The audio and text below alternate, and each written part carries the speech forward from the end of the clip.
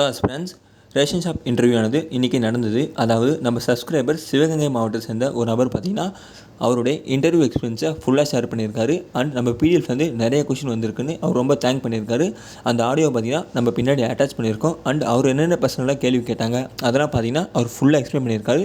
இந்த வீடியோ மறக்காமல் முழுமையாக பாருங்கள். அண்ட் உங்களுக்கு அந்த பிடிஎஃப் மெட்டீரியல் வேணும்னு நினச்சிங்கன்னா என்னோட வாட்ஸ்அப் நம்பரை கான்டாக்ட் பண்ணுங்கள். இந்த பிடிஎஃபோட ப்ரைஸ் பார்த்திங்கன்னா 25 ரூபா மட்டும்தான்.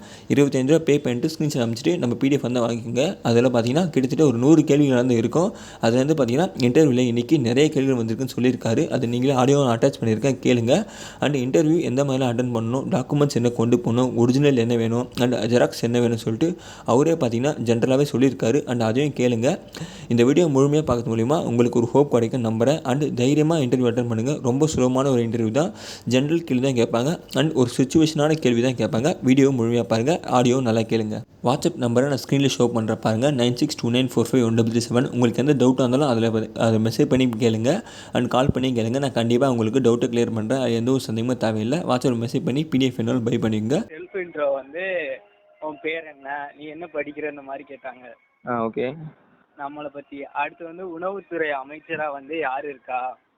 ஓகே. அடுத்து ரேஷன் கார்டில் உள்ள அந்த பொருள் நீ மெட்டீரியலில் கொடுத்த என்னென்ன பொருள் போடுவாங்க, அதோட விலை. கோதுமை வந்து கோதுமையோட விலை சொல்லுங்கன்னு கேட்டாங்க. இல்லை கோதுமை ஃப்ரீயாக தான் கொடுப்பாங்கன்னு சொன்னேன். அடுத்து வந்து கூட்டுறவுத்துறை அமைச்சரா சமீபத்தில் யார் இருக்கா, அவர் எந்த தொகுதியை சார்ந்தவர்னு கேட்டாங்க. பெரிய கண்பனன், அவர் வந்து திருப்பத்தூர் தொகுதியை சார்ந்தவர்னு சொன்னேன். ஓகே. அடுத்து தமிழ்நாட்டோட தலைமைச் செயலாளராக யார் இருக்கான்னு கேட்டாங்க. ஓகே.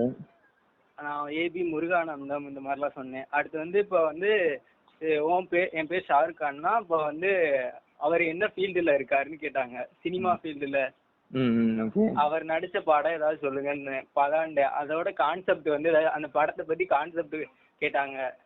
நீங்க கொண்டாடுற பண்டிகை என்னன்னு கேட்டாங்க. நான் பக்ரீத், ரம்ஜான் டே, அது என்ன காரணத்துக்காண்டி அது கொண்டாடுறாங்கன்னு கேட்டாங்க. இப்ப ரம்ஜான் கொண்டாடுறதுக்கும் இதுக்கும் ஒரு சம்பந்தம் இருக்கு, என்னன்னு கேட்டாங்க. அதாவது வந்து எல்லா மக்களுக்கும் அந்த பசியோட நிலைமையை புரிஞ்சுக்கணும்.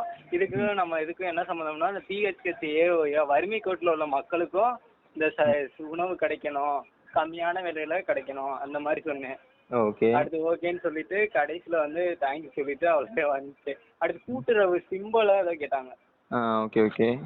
அவ்வளவுதான் ப்ரோ. இந்த மாதிரி நார்மலா சும்மா ஜென்ரலா தான் கேட்டாங்க, அவ்வளவுதான். நீங்க வந்து அந்த சிச்சுவேஷனுக்கு ஏத்த மாதிரி ஆன்சர் பண்ணணும், அவ்வளவுதான். அவங்க கேட்கிற கொஸ்டினுக்கு அவங்க என்ன ஆன்சர் பண்றா அதான் ஆன் த ஸ்பாட்ல அந்த மாதிரிதான் கேட்டாங்க. ஆனா மற்றபடி எல்லா கொஸ்டினும் நல்லா தான் சொன்னான். ஆனா என்னன்னு தெரியல, பாப்பா அவன் காசு இன்டர்வியூ அதெல்லாம் இதுதான் அந்த மாதிரி ரெக்கமெண்டேஷன் ஏதாவது நிறைய இருக்கும் போல. அதுதான் ப்ரோ. வேற இந்த வாட்டி அப்படி இருக்கான்னு சொன்னாங்க. ஆனா அப்படிதான் ப்ரோ இருக்காங்க. நான் வெயிட்டேஜ் மார்க்கே எவ்வளவு 47 வச்சிருக்கேன் 50க்கு. இதுல அதையும் கேட்டாங்க. நல்லா வெயிட்டேஜ் மார்க் இருக்கு தம்பி அப்படின்னு கேட்டாங்க. 12th என்ன அதெல்லாம் கேட்பாங்க. 12th என்ன மார்க்கு. அடுத்து வந்து உங்க ரெஜிஸ்டர் நம்பர் இருக்குல்ல, மறந்துடாம அந்த ரெஜிஸ்டர் நம்பரை பாத்துட்டு போயிருங்க. அதையும் செக் பண்ணுவாங்க. ரெஜிஸ்டர் நம்பர் கேக்குறாங்களா அவங்க? ஆமா, ஃபர்ஸ்ட் எடுத்த உடனே வந்து ரெஜிஸ்டர் நம்பர். அது திடீர்னு ஊடால கேட்க ஆரம்பிச்சிட்டாங்க. ரெஜிஸ்டர் நம்பர் கேட்டாங்க, ஊடால மறந்துட்டேன் அதை சொல்ல. அதையும் லைட்டா பாத்துட்டு போயிருங்க. அதான் ப்ரோ பாப்போம் என்ன நடக்குதுன்னு. வேற எதுவும் கேட்கல அடிஷனல் உங்களுக்கு உங்க கிட்ட? வேற இந்த மாதிரி தான் ப்ரோ கேட்டாங்க. வேற எதுவும் அவ்வளவாலாம் கேட்கல, ரொம்ப டீப்பாலாம். சும்மா ஒரு சிச்சுவேஷனுக்கு தகுந்த மாதிரி. இப்ப வந்து நீங்க சொன்னீங்களா அந்த ரேஷன்ல கூட்டம் வந்தா எப்படி சமாளிப்பா, ஆனா அது கேட்கல. அந்த மாதிரி கொஸ்டின்ஸ் ஏதாவது ஜென்ரலா. ஆமா, அந்த மாதிரி கேட்பாங்க. நான் போன வாட்டி கேட்ட கொஸ்டின் தான் நம்ம ரெடி பண்ணிருக்கோம் அதை பத்தி. நான் கேட்க வாய்ப்பு இருக்கு அந்த மாதிரிலாம். அந்த சீஃப் செக்ரட்டரி அந்த மாதிரி பாத்துட்டு போங்க. தலைமைச் செயலர், அடுத்த அமைச்சர்கள் அந்த மாதிரி வந்து கேக்குறாங்க மேக்ஸிமம். அடுத்து வந்து இது என்ன துறைனா நுகர்வோர் துறை. ஆமா அந்த மாதிரி தான் ப்ரோ கேட்டாங்க. எத்தனை கேள்வி கேட்டாங்க? ஒரு 15 கேள்வி கேட்டிருப்பாங்களா இது வரைக்கும் மொத்தமா? நிறையவே. எனக்குலாம் 13-14 நான் சொல்லிக்கிட்டே இருந்தேன்னா அடுத்தடுத்து சரசரி கேட்டுட்டே இருந்தாங்க. கேட்டுட்டே இருந்தாங்க. நான் சரசரி என்ன தம்பி சரசரி ஆன் தி ஸ்பாட்ல அடிக்கிறேன்.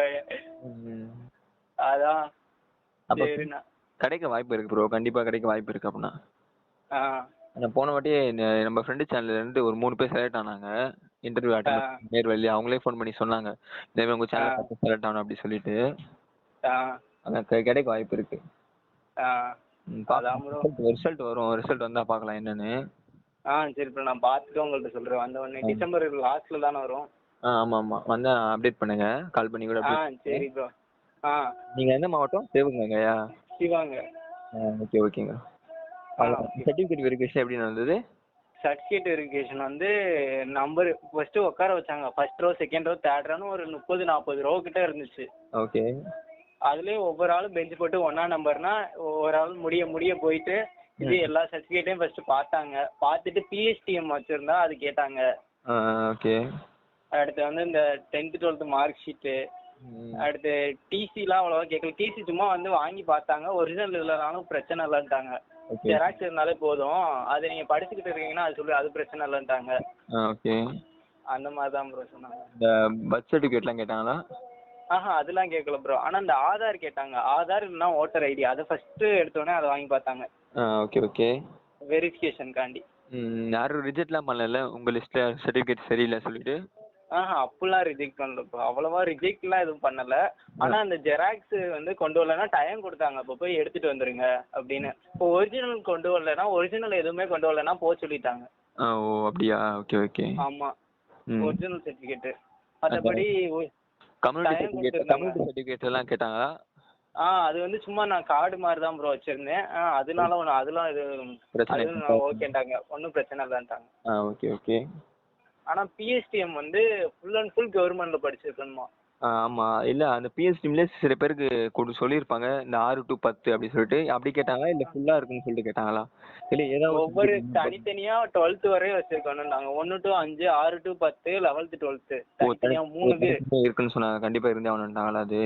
ஆமாம், அப்படி 3 வச்சிருக்கணும்னாங்க. இல்லைன்னா இந்த இப்போ ஏதோ ஆன்லைனில் ஏதோ புதுசாக ஒரு ஃபார்மெட் வந்துருக்கலாம், அந்த மாதிரி வச்சிருந்தாலும் பிரச்சனை இல்லை. ஓகே ஓகே சரிங்க. இல்லைன்னா 6 to 12 2 கூட இருந்தாலும் ஓகே தான். ஒரே ஸ்கூல்னா பிரச்சனை இல்லை. தனித்தனி ஸ்கூல்னா தனித்தனியாக வாங்கணும். Okay okay. ஓகே. வேறு எதுவும் அடிஷனலாக கேட்கல உங்ககிட்ட? இவ்வளோ தான் கேட்டாங்களா? இவ்வளோதான் ப்ரோ கேட்டாங்க. சும்மா நார்மலாக அந்த சுச்சுவேஷன் நம்மள்ட்ட வந்து ஆன்சர் வருதான்னு பார்க்குறாங்க. சுச்சுவேஷன் தகுந்தமாக சிரிச்சுட்டு அவ்வளோதான். ஓகே. நீங்கள் சேல்ஸ்மேன் பண்ணீங்களா பேக்கர் பண்ணீங்களா? Salesman bro. பேக்கருக்கும் இந்த மாதிரி கேள்வி கேட்குறாங்களா? அது என்ன சொன்னாங்களா உங்ககிட்ட? எங்கள் டிஸ்ட்ரிக்டில் பேக்கருக்கு வேகன்சி இல்லை ப்ரோ, ஒன்லி 12th குவாலிஃபிகேஷன் தான். ஓகே ஓகேங்க. சரி ப்ரோ. ஓகேங்க. பாய். தேங்க்ஸ்.